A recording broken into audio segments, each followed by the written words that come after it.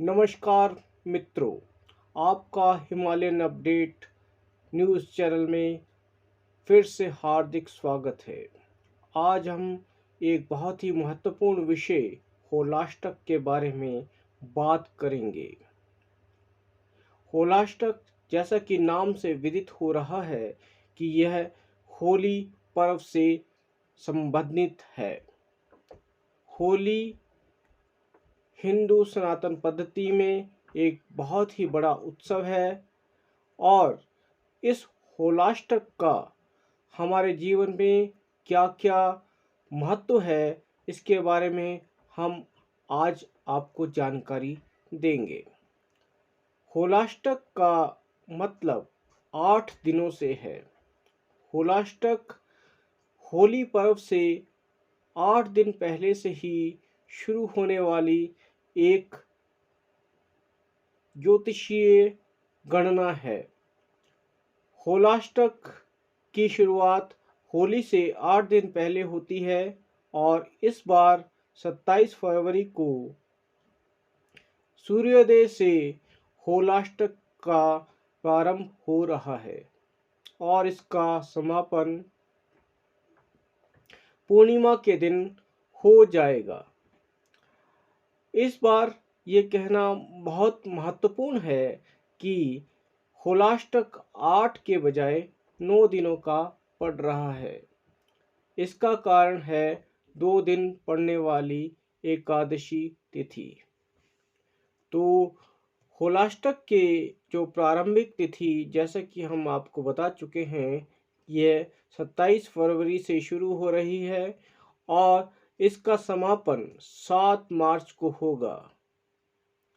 और यह बताना बहुत ही अधिक महत्वपूर्ण है कि इस कार्य अवधि के दौरान कोई भी मांगलिक कार्य पूरी तरह से वर्जित है।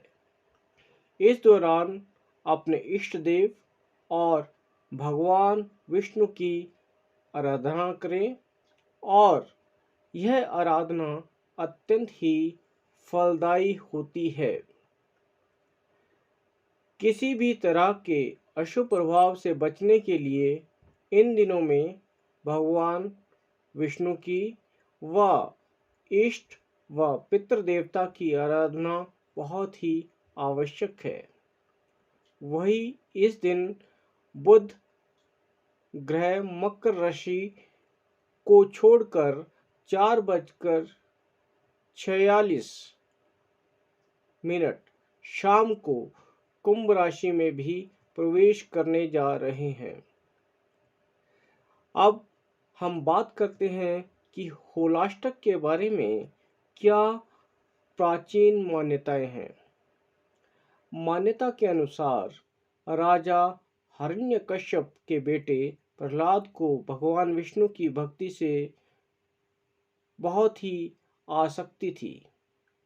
हिरण्यकश्यप प्रहलाद को इस भक्ति से दूर करना चाहता था। उन्होंने इस 8 दिनों में प्रहलाद को बहुत कठिन यातनाएं दी। इसके बाद 8वें दिन में अपने बहन होलिका की गोदी में प्रहलाद को बिठा दिया और उसे जलाने का प्रयास किया, लेकिन अपनी अडिग भक्ति और तपस्या के कारण प्रहलाद भक्त का कुछ भी ना हुआ, कोई भी बाल बांका न कर पाया और अन्यथा होलिका दहन में वो भस्म हो चुकी थी। होलाष्टक में यह महत्वपूर्ण है कि हम इस तरीके से कोई भी काम ना करें जो कि शुभ कार्य हो। तो एक और पौराणिक मान्यता है कि एक बार प्रेम के देवता कामदेव ने भोलेनाथ की तपस्या को भंग करने का प्रयास किया और इसमें वह सफल भी रहे। इससे नाराज होकर के भगवान शिव ने कामदेव को फाल्गुन अष्टमी के दिन भस्म कर दिया था। जब कामदेव की पत्नी रति ने शिव की उपासना की और काम को फिर दोबारा से यानी कि कामदेव को फिर दोबारा से पुनर्जीवित कर दिया, तो यह दिन आता है आपका होली वाला दिन। तो इस प्रकार से 8 दिन तक कठिन तपस्या के बाद कामदेव की पत्नी रति ने अपने अभिष्ट फल को प्राप्त किया।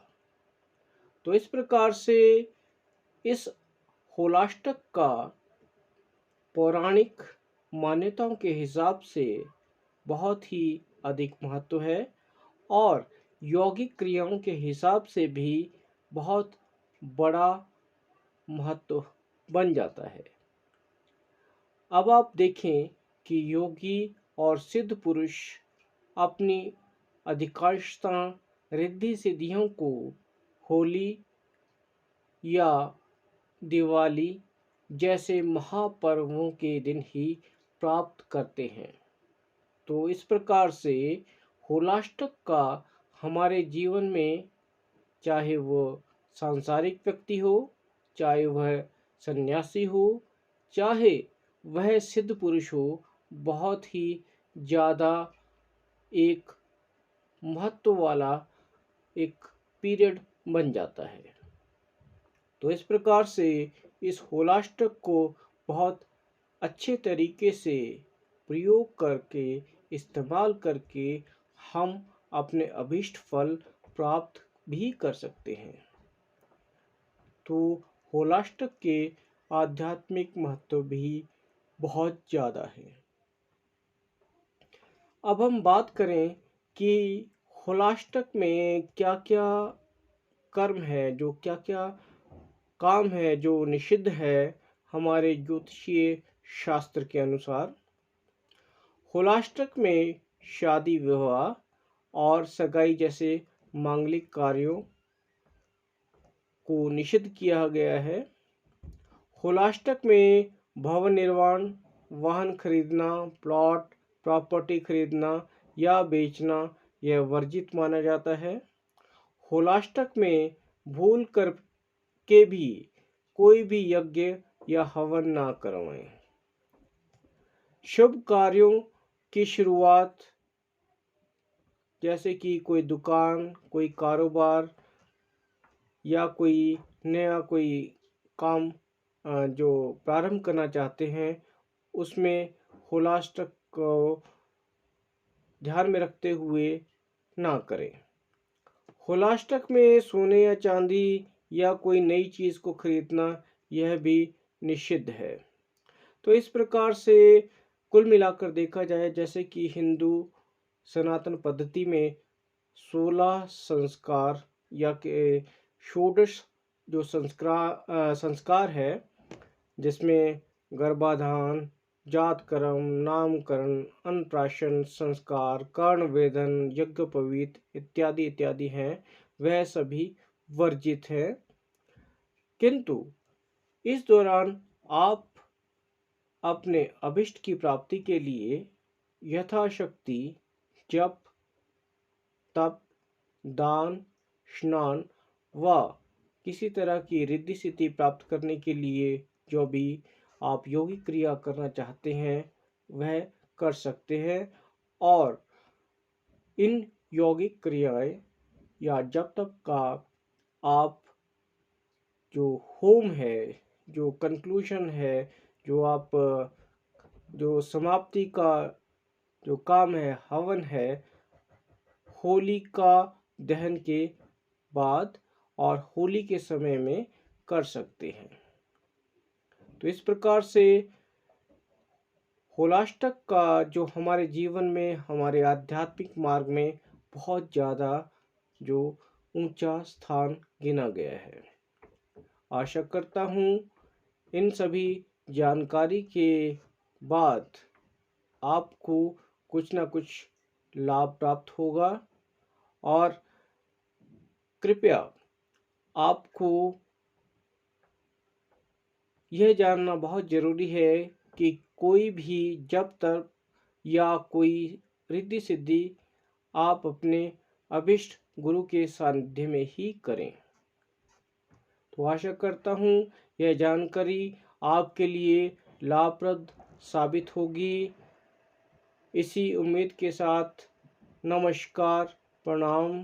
कृपया हमारे चैनल को लाइक व सब्सक्राइब ज़रूर करें ताकि ऐसी ऐसी जानकारियाँ लेकर हम आपके साथ दोबारा से उपस्थित हो सकें और आपको हमारे नोटिफिकेशन भी निरंतर मिलती रहे। प्रणाम।